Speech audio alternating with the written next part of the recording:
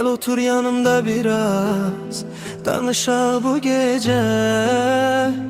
Könlüme düşen adın var, gizlenmir heç nədə. Sen gelenden günüm açtı, kaldı bütün dert kenarda. Seni sevmeyle hoştu, kal yüreğimin yanında.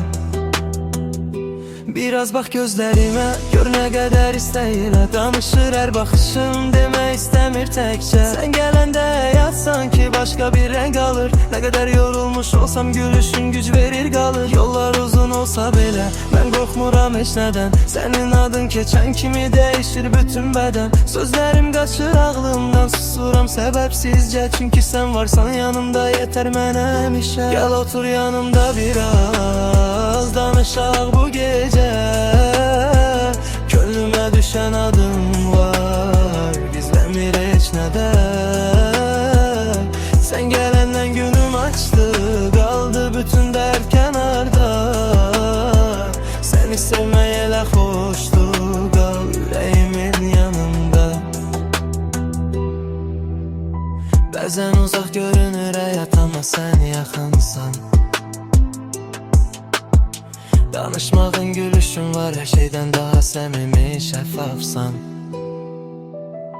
Bir mesajın belə yetir, sıxıntımı aparsın. Adın gelen kimi sanki içimde külək səs salır axsan.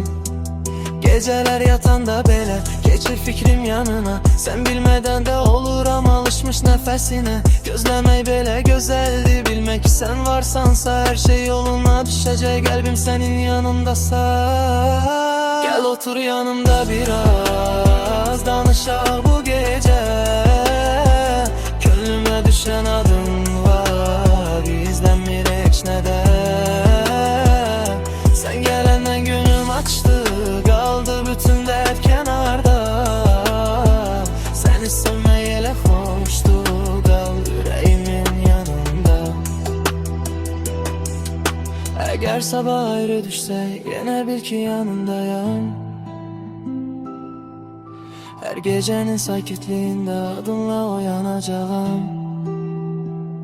Bu sevgi ne ağır ağır, ne de yandıran değil əslində.